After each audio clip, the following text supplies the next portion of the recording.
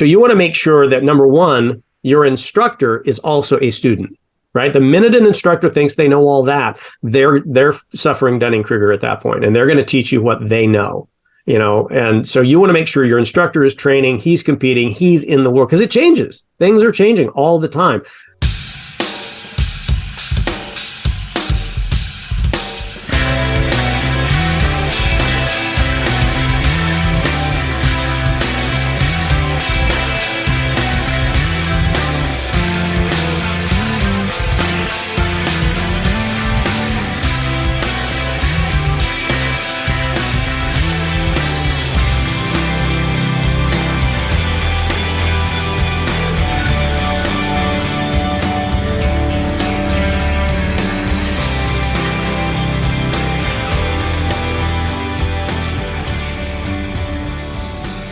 Welcome to episode 3 of the Frugal Firearms Podcast, the podcast designed to help you, the shooting enthusiast, to get the most for your dollar, get the most enjoyment, get the most fun, get the most out of your equipment. I'm here with my guest, Ken. Ken, say hello to our guests. Hello, listeners, and we've got a wonderful guest for you to enjoy with us today. Yeah, this is our first guest on the show. We have not done that before, but I think that I've made it very clear in earlier episodes. And by the way, if you haven't listened to the earlier episodes, I would encourage you to go back and go through the extensive library of episodes 0, the collector's edition beta test that actually came out pretty well, so we posted it, and episodes 1 and 2, where we talk about our value ratings.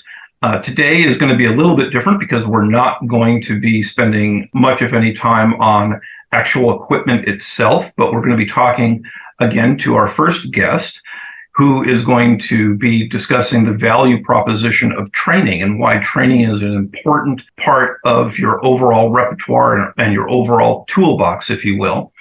And in so doing, encourage you to seek out, if you're not in the area where our guest is located, seek out local training or seek out some of the national level trainers when they come through your area, because there is value in this. I've experienced it, and we're starting off with this as our first guest because I think that the value of training is vastly underrated and needs to be really pushed out there.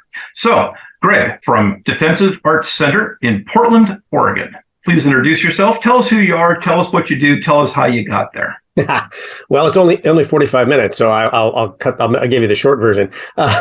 So thanks for having me, guys. Much appreciate. I really, really like what you're doing. I think that's huge. A little bit about me. So when I'm a nerd. That's the first and foremost. I have 40 years healthcare IT background. So although I am a veteran, I've been a firearm enthusiast most of my life. As most of you know, the cost of taking on firearms as a hobby seriously is cost prohibitive for many, many people, as it was for me. It wasn't until I got into my 40s that I had enough disposable income to actually step out and get serious. And so I started training, I started competing, I started traveling. And it took me, less than 6 months to realize in my travels that there are way more people carrying guns that shouldn't than should. I was absolutely astounded at the, I want to say, ignorance level. Not ignorance is not a bad word. I'm not saying that. Don't confuse that with a negative term, but ignorance, just lack of knowledge. And the firearms industry is kind of ensconced in that. It is inherently safety oriented, and as such, they kind of hold students into fixed arenas so that you really can't do anything wrong and you really can't screw up. My background is martial arts, so I've got many years of private instruction in Northern Shaolin Kung Fu, Northern Shaolin Eagle Claw. At age 60, I'm currently studying ninjutsu because I'm an idiot, realizing that my body does not bounce on the mats like it did in my 20s and 30s. But as I traveled and I started to realize this, I realized that there was a gap. There was something missing in training. And what I focus on is real world self-defense as it presents. And I mentioned that I'm kind of a nerd. I have downloaded the databases from the Department of Justice, the FBI. I threw them into Microsoft SQL and I started studying that. What does real world violence look like in this country? under the umbrella of pragmatic self-defense. And I realized very quickly that there really is no amount of going to a gun range in a live fire environment that can teach you self-defense with a firearm. Because real world violence starts inside of 15 feet. You don't know it's coming. You have to process the attack. Takes you half a second to do what's called an OODA loop. By the time you're prepared to defend yourself, your attacker's at 3 feet or less. That's a whole different skill set. And so what I set up for the Defensive Arts Center is an entire facility to bridge that gap. We train with simunitions, which are less lethal rounds. That allows us, it fully racks a Glock 17, or we have carbine platforms, we have shotguns. That does actually shoot projectiles. It gives you recoil, but I could shoot you in the knee, and I would go to the doctor because you'd beat the heck out of me for shooting you in the knee, but you wouldn't have to. So you said something that I think that I wanted to walk back to just for a moment, because there's going to be a certain number of people who are in our listener base who are going to think, well, wait a minute. Carrying a weapon for self-defense is, as Ken and I discussed on a previous edition, is not just a human right, it's a natural right. Mm-hmm. And you postulated, and by the way, I'll tell you that I agree with you, that a lot of people who are carrying guns shouldn't be. Now, I think that that's going to rub certain people the wrong way, because they're going to think that, well, wait a minute, you're trying to take away, let's say, for example, my First Amendment right, because I don't speak well, I'm not allowed to talk. So how would you differentiate that? And how does the data that you've downloaded from the DOJ and possibly even other sites like, John Korea's active self-defense site and things like that, how do those things correlate to backing up that statement so that you actually get into the mind of people who haven't practiced enough, who haven't been trained enough, and so that they understand that the world out there is not going to be forgiving when they get to that point of ultimate need where you either win or you don't go home? Mm-hmm. So the short answer is what I call Dunning-Kruger. So Dunning-Kruger effect, if you're not familiar, Dunning and Kruger are a couple of psychologists best described as a person's artificial belief in their ability to do something based on a minimum amount of experience. One of the things about firearms training is it is cost prohibitive, and a lot of people don't understand. Well, it's not true. It's not true. A lot of people, they do understand what it takes to become highly proficient at something. So let's talk about sports professionals, right? How many free throws do you throw before you get out there in front of people, and so that you are absolutely sure that you're going to make that shot? Everything we do in life, we train. We understand the necessity for repetitive training, but for some reason that has kind of gone by the wayside a lot, and obviously not with everyone. This is not a blanket statement, but people are taught, quite often from a variety of instructors. I'll try to keep company names out of this, or I should say certifying bodies, because there's a few of them out there, but generally speaking, it is just not based on reality. So, you have to take, lessons to drive your car so that you're safe. Very few people have ever put themselves in a scenario where they have to manipulate and wield their firearm in a stressful situation. So, a simple example. How many of you or your listeners, go and practice holster presentation and self-defense with a firearm in a full winter jacket with gloves on? I ask that question of my concealed carry holders on a regular basis, and the answer is almost none. And this is a class every Christmas. That's my present. I offer a day where I'm open, and I just let people come in and practice. Let's try that. Let's see what that really looks like. Because this is a lethal tool that you carry strapped to your backside in a public place that, with the click of a trigger, is a life and death thing, and that is a very, very serious commitment. I think that, and to your point, Craig, I am not saying people shouldn't carry. That may have come out quite wrong. What I'm saying is people should want to train. People should want to be able to, as I say, master that tool for all the right reasons. I mean, it is a serious consideration. And so the level of training that I have, the level of training that I provide, is all about repetitive practice, right? So how do you think that your Obviously you're using simunitions, which is, I think, a big benefit. And a lot of people, I don't think maybe not understand the value of that, because simunitions hurt. And that's a good thing, because when it's just going to produce a welt a lot like a paintball gun would, but at the same time you get immediate feedback and you get that increase in stress level because you're hurt, and then your responses to that matter. And I think that a lot of people who are not going to be able to get to a facility like yours where you have simunitions, and they're forced just to go to the more traditional trainers that operate at a square range and operate with an RSO. I'm sorry, range safety officer, if you don't know what I meant by that, under very prescriptive, draw to presentation, shoot 3 rounds, reholster. They're not going to get that kind of feedback. So what do people like that do if they don't have a comprehensive facility like yours? I mean, I guess it could be martial arts, could be jujitsu.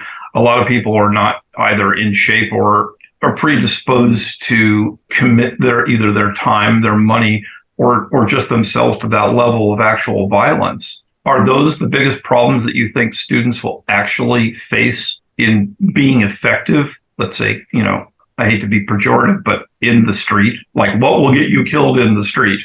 Mm-hmm. I think that since you're doing it from a data perspective, you already are baked into the right answer on this. But I don't think that most people they're going to look for crutches.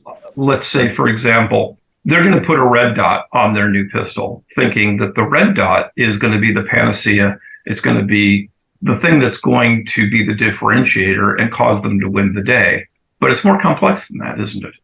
Oh, my word. Yeah. Yeah. In fact, that's people ask me that all the time. They're always asking about, optics, is just to take that as an example. And although I don't disagree with optics, at my age, all my rifles, of course, have optics. I don't put optics on my handgun.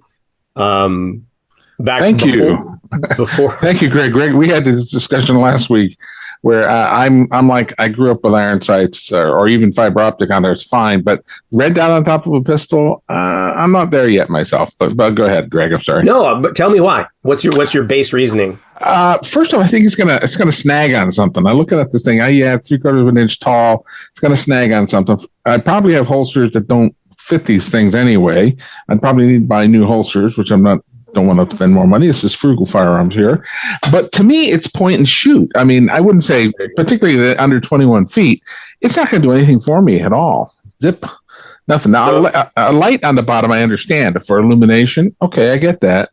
But I don't know. I can't quite get my eyes around literally putting a red dot on a slide. Just not doing it for me. I think you nailed it. There's the part about this, and again, I'm everything I do is really rather cerebral. Looking at the reason that I don't prefer optics on my handgun is you said, point and click. It has to do with how the human brain works, right? It's the same reason I don't recommend you shoot at targets with bullseyes. If you have a red dot and you are training for self-defense, there's a big difference between self-defense training and marksmanship training. And I don't want to get those two confused, and I don't want to take anything away from competitors in marksmanship shooting, but they do have to be segregated. And if you have a red dot in training, and every time you present, your brain is going to go, where's my red dot? And it's going to adjust for perfect correction. And the problem that creates in a life and death situation, when you present, your brain will start to seek that red dot. And you could lose literally a life savings half of a second to a quarter of a second. So I tell people, if you have optics, I love them, turn them off when you train. Use them, do 100 repetitions, presenting with the red dot on, and then turn it off. Because to survive self-defense, you have to be able to use absolute flash sight picture, natural point, and kinesthetic aiming. So you have to train your body to present that firearm absolutely the same, absolutely flat every single time. That's actually, that mirrors right on top of it. I was talking about the body mechanics of it before. I actually referenced videos that were posted online where the person demonstrating had no sights on his gun. It was hitting 8-inch plates at like 50 yards with no sights whatsoever, just because he has a a disciplined, body mechanic approach to repetition and is able to do this reliably on call every time. The reason I think, and this isn't to disagree, and as you said, the statistics are that the person is going to be on top of you in no time at all, where sites wouldn't matter any longer whatsoever, is that I'm not a strong believer in front sight focus. And the reason is that I think that an untrained person particularly, and even a trained person to a degree, when faced with true stress, is going to focus on the threat and not on the front sight. And it's very hard to get yourself to change your focal plane away from the thing that is trying to kill you, and by the way, is moving. Yeah, and it's actually impossible. Okay, there you are. And that's why I think that getting the aiming device, whatever the aiming device is, literally in focus on the same focal plane as the threat makes sense. You know what my aiming, think about this realistically. Craig, how old are you? I outdate you slightly. I'm 61. Okay. You wear glasses? I do not, sir. I hate you just a little bit right now. And by the way, yeah, my right eye vision now, and right eye dominant is 2015. All right. Well, most of us at 60 have myopia. And go to the range someday. Watch people, right? What do? Is they have special glasses or goggles made, or they wear last year's prescription, because what they're trying to do is get that focus on your front sight. Because for some reason, they're ego driven to make sure that they're dropping, 5 rounds into a 1-inch hole at 25 feet to impress a bunch of people they don't know. But what's reality? Reality at 3 o'clock in the morning and somebody's kicking your door and you don't have any glasses, right? How can you shoot? Have you trained to shoot without your glasses, without your optics, without, and this is what we talk about a lot, because I'm the same way. I can do 4-inch patterns at 25 feet and I can't see my sights. They're nothing but a blur when I take my glasses off. Okay. But you know what my aiming device is? My left thumb. That's part of what we call natural point aiming. If you look at the grip, there's a new grip that's very popular. It comes out of Army Ranger School, but it has to do with your support hand thumb being way forward on the slide, right? And that's because what we're doing is we're canting our thumb forward. If that's your grip, and every time you slow down, and here, this is for your listeners, right?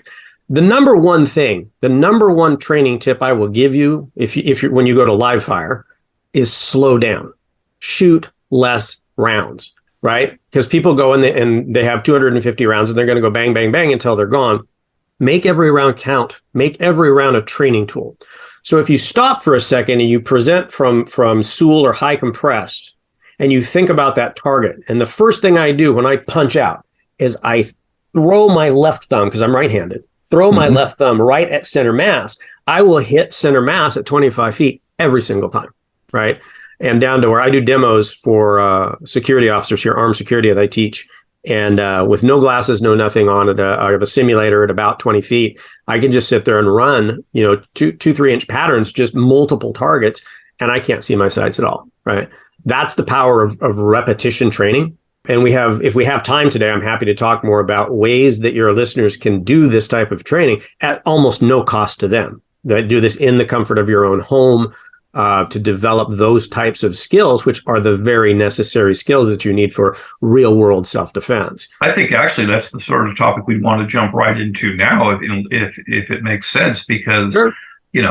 Frugal Firearms Podcast is all about saving money. And I'm trying to make the case that, paying for training is worth it. And Greg, you don't know the background between Ken and I. Ken and I have, even though we've been friends for nigh on 5 decades, we have slightly different perspectives on value. Yeah, I'm cheap and Craig is frugal. Yes. And I just believe in value for your money. That's my thing. I want the best value. Right. And anything that you can do to help our students understand, our students, they're not our students. What do I say that for? Our listeners, we're all in parity here. There's not a hierarchy.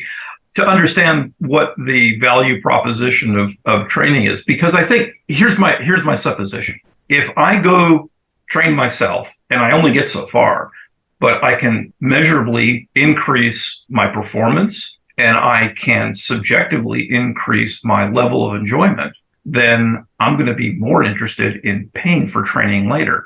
Mm-hmm. And I have noticed, because you're not the only professional trainer I've met, that in the training community, a lot of this is actually exposure through the Ballistic Radio podcast, where it's trainers talking to trainers largely, that training is kind of an addiction, if you will. And the more training you get, the more you want, which is a bit counterintuitive, because you might think, well, I paid for training, I got my 8 hours in, or I got my 4 hours in, or whatever the state required, I'm good to go. But I think that people that go above that minimum and start taking training classes crave that from a variety of instructors. And for example, next year I'm going to TACCon. Well, TACCon is a collection of probably 30 different trainers in 3 days, and you get exposure to all of them. And I've heard that there's almost no training experience better than that, because of the variety of opinions. And then you get to distill out the best that works for you.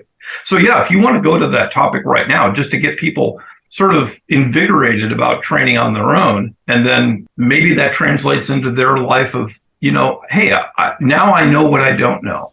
Now I'm learning something where my deficiencies are and where I could be better, because I just realized I'm not that good.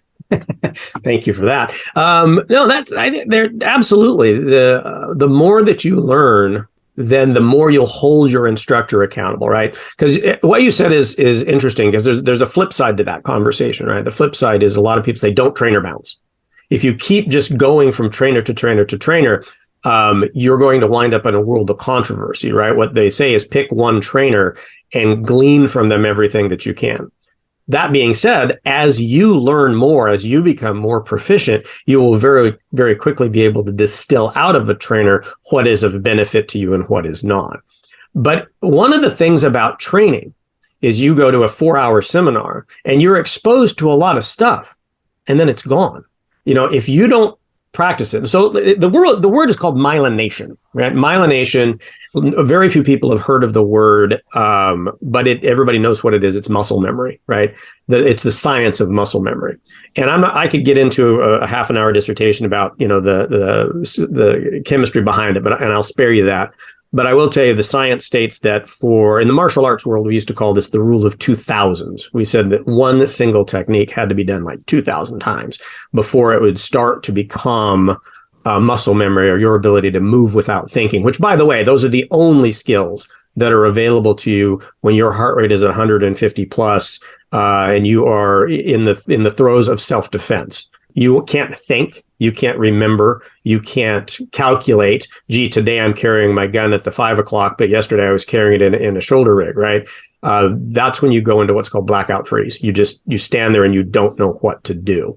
So, and you can, your listeners can Google that, and we teach every class I teach, every single class I teach, and we teach a ton of them here, starts with a conversation about myelination and that importance of repetitive training. So you go to your training, you find an instructor, you get a 4-hour seminar, you learn a bunch of tools. How do you reinforce those tools, right? The real science is one single technique. It takes 20 minutes a day for 12 straight weeks before it will start to myelinate a neural pathway. So that means we'll simplify that. Let's just say that happens to be 2,000 repetitions. How do you do that? At the price of ammo today, you can't afford to do that, right? So people don't. They convince themselves they know enough. So the interesting thing about myelination is you don't have to physically do it. If you've done it, right? Like I usually give a demonstration of my holster draw, right? I step way to the right, right? And I don't teach what, I teach why in my classes. So instead of saying things like get off the X, which is not a why, I explain why we take that huge step. We step more than one body width. We're giving the attacker an OODA loop. We're getting our half second back, right? But then what can you do? You go to an indoor gun range. How far can you step to the right? Oh, about 6 inches. And you run into the wall, right? So what I tell people, go ahead. Greg, just to not to cut you off there, but for people who, I know what the OODA loop is, a lot of people don't. Could you just give a quick definition of that, please? Oh, apologies. I didn't even know I said it. You said it twice. Did I really? Wow. Yeah, you got to call me on that stuff. So OODA loop, this is Colonel Boyd, Air Force pilot, figured this out many years ago. It's kind of an industry standard. It's fairly simple. Observe, orient, decide, and act. This is a constant reinforcing loop that is being processed as we go about our business. Not weird, not crazy, right? And it goes right hand in hand with myelination. So the example I usually give in class very quickly is you're driving down the road and you hear a noise. You don't know what that noise is. You have to observe it. So there's your first letter. That's your observe. So you look at it and you go, holy, somebody's about to T-bone my car, right? Orient yourself. What the heck could I do about it? I could slam on the brakes. I could swerve to the right. I could stomp on the accelerator. Pick one. That's your decide, right? And then you have to do it. Well, the first 3 steps of that take on a very young and healthy and very well-trained mind, at least a half a second. And when we're talking about life and death training, everything happens in these half-second increments, right? Now, as I said, it's a loop. It's an OODA loop. So it's constantly updating. At the point where you're orienting yourself, what could I do about this? You realize that you're not in danger. The guy hit dry pavement. He's stopping. He's not even on the same plane as you, whatever. You're absolutely fine. And you don't need to do anything else. And at that moment in time, though, where's your foot? It's on the brake. And at no point in time was there any conscious thought that says, self, I need to pick up my foot and put it on the brake, right? That is a myelinated pathway. And it is myelinated because it is supported every single time we get into vehicle and drive. And our firearms training needs to be the same way. So people ask me, how much do I train? I can't answer that because training is a lifestyle. It's not an event. I train all day, every day, right? It's because the thing about myelination, if you've done it a couple of times, and then all of a sudden you find yourself at the gun range and I cannot make that big step to the right. If you visualize yourself doing it, if you can think about yourself doing it, you're still firing the same neural pathway. So I tell people, when you go to the gun range, number 1, slow down. Number 2, when you're standing there with your firearm, you're looking at your target and all you can do is step 6 inches to the right, project the mental image of yourself stepping 3 feet to the right, and you're still firing the same neural pathways. And what that means is because what you will do in a crisis situation is what you do most often. And if all you step is 6 inches at the gun range, God forbid the time you ever have to use your firearm in self-defense, that's what you'll do. So, Greg, if I might ask a question. I've got friends who are in law enforcement, U.S. Secret Service and probation officers and so forth like that. They've always said that, training is a perishable skill. So some of the things that I'd like to hear from you is some of the things you could suggest that a person could do at home on low cost to be able to, after perhaps they've taken your training or if there's whatever training they've been able to do, what can they practice at home inexpensively? It's a great question. There are a few things you can do. My favorite, which I think everybody should, when I teach class, I tell people, if you buy one thing for your firearm, it needs to be a laser bullet. And laser bullets are cool, right? I mean, when your gun goes click, that means it did its job, right? The click means the firing pin, went forward, the striker went forward, the hammer fell. But instead of a primer, these things have a little switch on them and they put a laser dot right down the bore sight. So they give you visual feedback. So that's cool. What's cooler than that is the free software you can download for your cell phone. There's half a dozen of them. I use one called Laser Hit. You can point your camera at the target on the wall, and every time it sees the red dot on target, your camera goes bang, and it will in fact show you, where you hit. So that's also cool. And we'll talk in a minute about an entire process of how you use that for serious myelination training. But I want to talk for a moment about why that one is so important. And this might get a little technical. You guys, your listeners may have to do a little bit of Google. But if you look at a regular cartridge, that goes into a firearm, it has what's called a head stamp, and that head stamp in it, and we're talking about a semi-automatic pistol. It has that little groove around the back, right? Mm-hmm. And that groove is what the extractor gets a hold of to pull the cartridge into the ejector, et cetera, et cetera. A laser bullet doesn't have that, right? Which means once the laser bullet is stuffed in your barrel, it can't come out. It is always in there. So you can rack that gun all day long, and that will not come out of your barrel. You have to remove it by inverting the firearm and using a very sophisticated removal tool called a chopstick. You just pop it out and then it falls out and your gun's right back to normal. The reason this is so important is just like firearm safety rules, we stack safety upon safety. This thing is a muzzle plug. Even if you were right then when training in dry fire, pick up a fully loaded live magazine, shove it into your gun and rack that slide, it's just going to jam the gun, right? Nothing can go into the breech because it's plugged. There's something there that can't come out until you take it out. So it is your number one safety tool.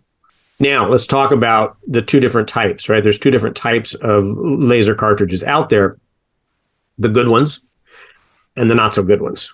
The ones that are $49 or $59 are made like $49 or $59, which means the switch in the back is part of the power circuit, and I don't recommend them. You'll be disappointed. They get dented as the striker hits them, and they get dimmer and dimmer, and the software won't pick them up, and you have to replace that. If you spend a little more money, and the one I love is made by Laser Dash Ammo.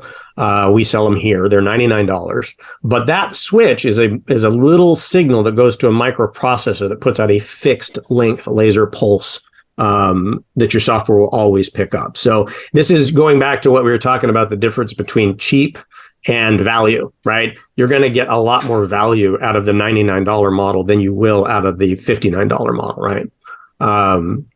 So I can't even stress how important this thing is. So a real quick description of how we used it, right? Because one of the things I stress so much in training is finger control, right? Your index finger, your trigger finger is the number one safety tool because mechanical safeties fail, right? So you have to myelinate that. You have to have that so ingrained in muscle memory that finger never curls.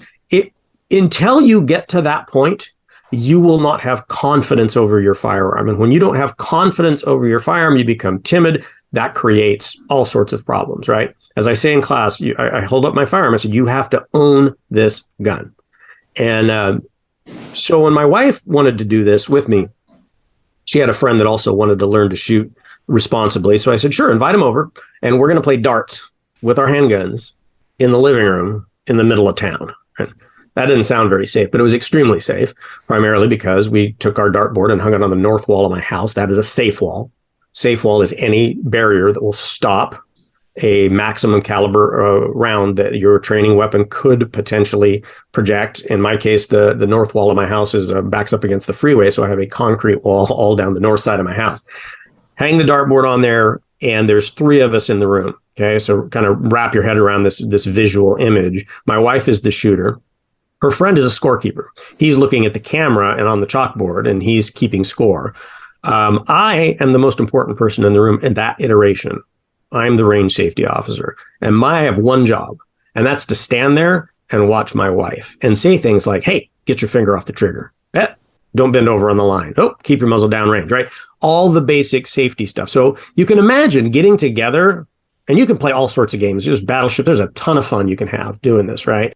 3 months getting together on Friday nights, we're talking thousands of trigger presses, never once being allowed to do it wrong and it not costing you a dime past the initial investment. Now, can I jump in on you've made the critical and important point about myelination of a habit, but at the same time, dry fire is inherently not what a gun does. In other words, not that it doesn't cycle, I don't mean that, but that you're shoot the round, rack the slide, shoot the round, rack the slide, shoot the round, rack the slide. I have not been able to find any statistics, positive or negative, that says that a person, dry fire is often seen as the best alternative to actual shooting. But the problem that I see with it, theoretically, this is untested, is that a person under stress is going to think, at least momentarily, about racking their gun because that's what they've done thousands of times in practice. Does that in fact ever actually happen in the real world? Well, it certainly could, but that's just an issue of thinking that exactly what you just thought of in advance. Because when we do it, you don't point in, pull the trigger, rack the slide. You point in, pull the trigger, return to holster, back through, the reverse holster draw, keeping your eye on the target, keeping your muzzle flat, rotate, go into your holster. Once it's in your holster, hands come off, go back, reset your trigger then, right? Because you don't want to make it part of a instantaneous automatic process, right? It's part of a separate stage. And honestly, in a real world environment, in a firefight, if you go back to your holster, you're done. And if you accidentally, for whatever reason, rack the slide at that point, no autopsy, no foul, right? That's not going to myelinate. Sorry, that's probably inappropriate. I've never heard that one, but I'll remember that one. Well, Sorry. The product that I use in lieu of that is something called the Cool Fire Trainer. Mm-hmm. Now, I think that it's a very high saying high value makes it seem like it's expensive, and actually, arguably, it might be expensive because a Cool Fire Trainer will probably cost you almost as much as the gun that it goes into.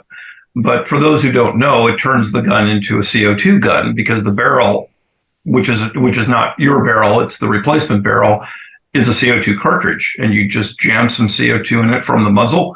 You shoot maybe a dozen rounds, and then you hit it again for like literally a tenth of a second with a CO2 bottle, and it's back up and running, and it cycles normally, at least while the pressure is good.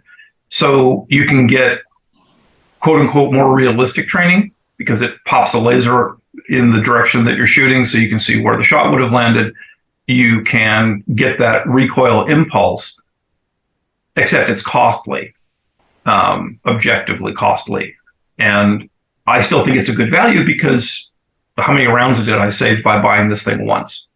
Mm-hmm. But maybe there's alternatives out there that you could recommend as well. There are, like the Cool Fire is exactly that. It's pretty cool. I bought one for my wife. For her firearm, I don't know, was it 2 years ago, Christmas, 3 years ago, Christmas? She's never used it, right? That's one of the problems with the Cool Fire is it does require time of conversion, setup, et cetera, and it's not always just readily available. But it is pretty cool. And I want to make sure your listeners understand this is not an either or, right? Dry fire training is not a replacement for live fire. It's not a replacement for Cool Fire. It's not a replacement for alternatives. It is part of what is holster presentation to first round out, right? It's arguably that's what's the most important round, right? If you've trained correctly, a lot of people want to talk about recoil, and I have to admit, recoil in a firefight is less than 0.1% of that entire engagement, right? Because if you've trained correctly, your trigger press happens when your muzzle is in the correct position. And during a firefight, you won't even be aware of muzzle flip anyway. But to get back to your point, what I train on, right? The reason I didn't buy myself a Cool Fire is I have a plethora, I have a row of Glock 17 airsoft pistols, right? There, and I get the Glocks, or the KJW makes one also, that are both green gas and CO2. CO2, green gas in my world is just, it doesn't recoil hard enough, and you constantly having to refill it. And I don't know, how many rounds do you get out of that Cool Fire on yours? Well, like I said, it's probably, I didn't buy the barrel extension, which maybe gets it up to 30 or so rounds. Okay. I get maybe a dozen in my Glock 17 sized barrel before it just kind of, peters out, and then you have to, fill it again. So Glock has a licensed airsoft. It's kind of one of my favorite. KJW makes one. There's also the Adaptive Trainer. These are professional airsoft. They're $100, a little over 120. The nice thing about them is the CO2 is in the magazine. I'll only buy ones that have that because that gives a full weight to the magazine. And when it runs up, you do a dump, and you rack it and you're back on. But so yeah, there's some major pluses to that, and that's like the poor man's version of the Cool Fire. Because when I train, I will put X number of pellets in each of my cartridges or each of my magazines, and I don't know how many it is. I don't count. Right, I have a little machine that pumps them in. I give it one pump. That could be 5. It could be 12. Don't know. Put them in my side saddle, holster up, and then I start doing my training drills. And whenever I run empty, unbeknownst to me, I'm dumping that magazine. I'm running as hard as I can while I'm doing a moving mag swap. Then I'm turning and getting back on target, because that is realistic. What's not realistic is standing in a line of 14 people and the instructor saying, everybody take one step to the right. That's what they teach, right? One step to the right, clear your malfunction, right? Take one step to... If that's what you train, that's what you'll do. And if you step one step to the reason they do that, because there's 14 other people and they can't afford in a live fire environment for a mistake to happen and somebody gets shot. And this is why I think it's so important to train in dry fire, cool fire, airsoft, wear the safety gear, wear the goggles, right? And then you can train to what's really going to happen in life, right? Because you know what? If you're going to malfunction and somebody's pointing a gun at you, be somewhere else, right? You're not going to stand there and toe-to-toe it. Run. Right. So we have probably, 10 or so minutes left. What would you, if for people who are not going to get, and we could talk about Portland as much as we want, but we're not really here to talk about Portland or California for that matter. Yeah. But for people who are not in your area and won't have the opportunity to come train with you, and actually I might next time I'm in Portland, who knows, what should they look for? What makes a good trainer? How does the untrained person who only took the CCW class they had to take, or in constitutional carry states just tucked a gun in their pocket or in their holster and have no training, what do they look for? How do you define a good trainer? The first two things come to mind. Number one, talk to your trainers, interview them. I have people, I tell them, set up appointments, come in and meet me and make sure it's a fit. Because the training that I do is not mechanical. The training I do is emotional, right? So we train for very scary stuff, realistically, and it's intense. I mean, your first class with me, the very first class, I've got you working on emergency mag swap, tactical mag swaps, clearing malfunctions, and I'm yelling at you. I'm putting stress on you. Mag swap, that is because we can do that safely because we're using less lethal ammunition. We can, massively accelerate that training curve. So you want to make sure that, number one, your instructor is also a student, right? The minute an instructor thinks they know all that, they're suffering Dunning-Kruger at that point, and they're going to teach you what they know. And so you want to make sure your instructor is training, he's competing, he's in the world, because it changes. Things are changing all the time. I can't tell you just from studying ninjutsu, because we teach full body mechanics, right? Motion, movement, all that. The number of techniques I've changed because of my history in Northern Shaolin Kung Fu versus my current education in ninjutsu, right? It's like we change a lot all the time. So make sure there's an emotional bond with your instructor. Make sure your instructor is also a student and is humble. And they give you things, and their goal is not to make you keep coming back to them forever. They should be giving you the tools and the skills of how you can either train at home or how do you maximize. We actually have a class called that, how to maximize your range time. Yeah, I think that's really the core, is getting the most for, given the expense of ammunition now, sending rounds down at 30 to 50 cents a round, emptying a magazine and getting nothing for it. Is there anything else that you would do that you would, let's say, you're in a state like California where you have a 10-round magazine. Well, if you're done not yet. $50 or $5 in a few seconds, what else do you do that costs that much that you got no value for? I mean, yeah, an expensive coffee is going to probably last longer and perhaps give you as much enjoyment. Well, let me touch on that for a split second, because I think that's a really, really important thing. Is most people, so they go to the gun range, they don't know what to do there, so they do what they do know, and that's putting holes in a paper target, right? And I've watched people burn through 250, 300 rounds in a half an hour, right? The firearm fundamentals class, my very first class, we go through one box of ammo, 50 rounds. It takes 2 hours to get through 50 rounds of ammo. And that's because we are clear and make safe. We're doing mag dumps. We're doing every single round comes with a lesson attached to it. So my advice to all the listeners is when you go to the live fire range, slow down. Figure out what motions, what mechanics you will need to go through to maximize your learning experience while minimizing repetitive trigger press.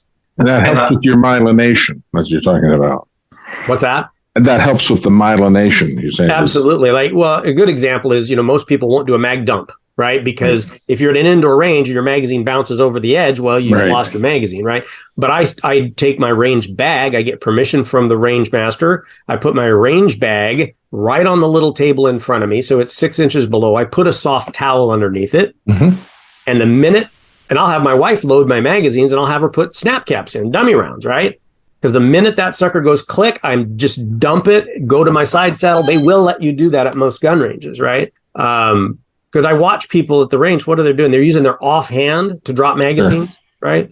You need that offhand to be retrieving your other magazine. So take some classes that teach you the basics, but then reinforce those basics. Figure out how to do it on your own time, at your own range time, but maximize the use of your time to reinforce that, as you said, that myelination.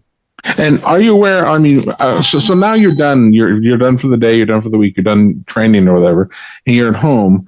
Do you have any information or things that you've done in your research about the myelination, about going through it slowly in your mind? I mean, because I guess the way I think about this is, I go to church, for example, or a movie theater or something, and I'm sitting there, and I'm thinking, okay.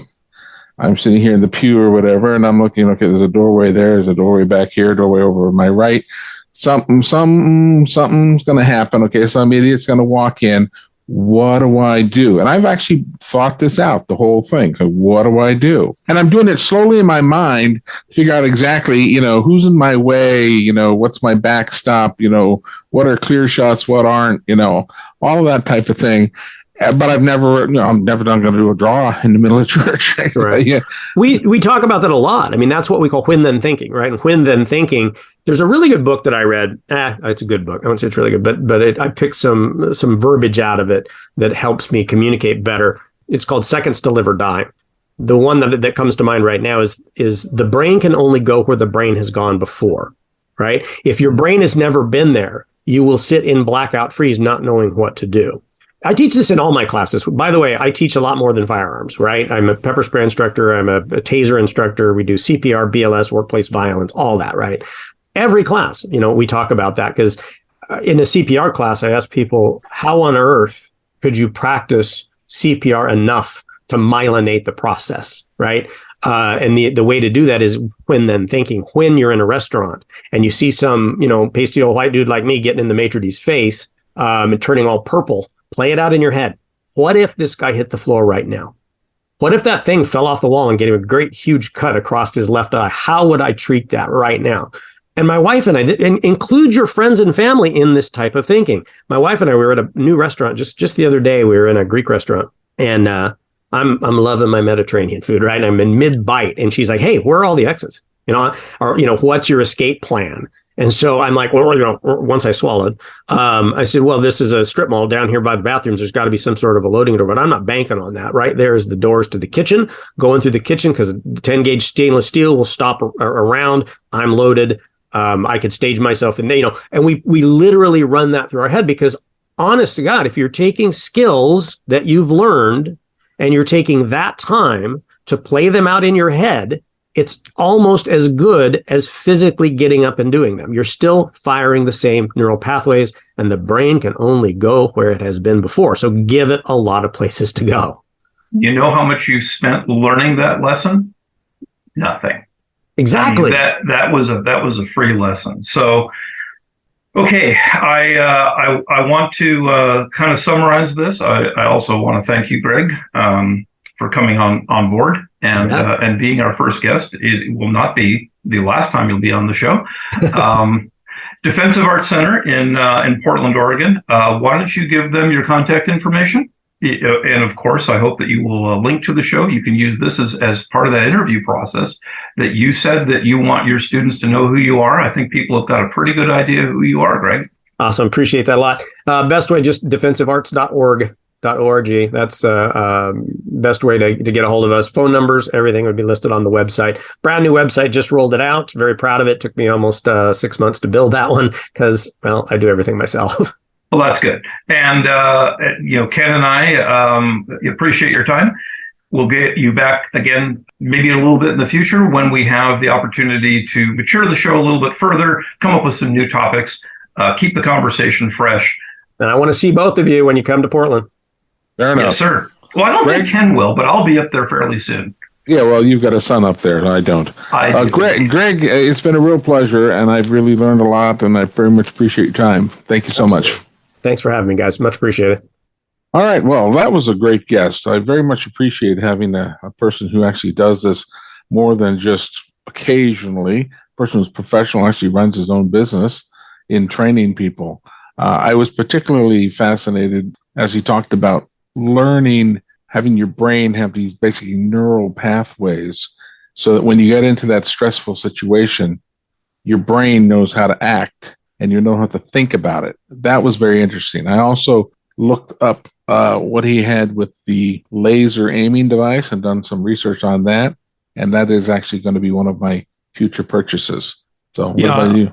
I agree. And by the way, listeners, I do sound better now. I apologize for selecting the wrong microphone selection in Zoom.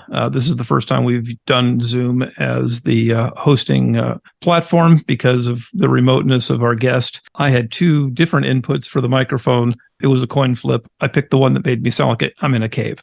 That won't happen again. But getting back to our guest, yeah, Greg was an outstanding guest and really reinforced the value of not just training, but training with a purpose, training with an end state in mind, training for the eventualities that are more realistic than you're going to be attacked by, a B8 center paper target or, even a scary zombie target. Those are not the things that you're going to face in the real world. But also, I had not really given a lot of thought to the problems of training on a range when there's a bunch of people lined up next to you horizontally, just for the legitimate concerns about safety. And I think that was, very valuable. Get into a shoot house or get to a range where you can set targets up on your left and your right and in front of you. Do it safely, of course, but do it in a way that probably replicates what you might run into in, the Walmart parking lot, or as one of the local instructors here likes to say, when you stop to get some milk at the local shop and rob. Exactly. Yeah, safety equipment is kind of one of those important things. Actually, I have purchased for myself a vest a while ago, and I used to wear it when I went to some of the public ranges.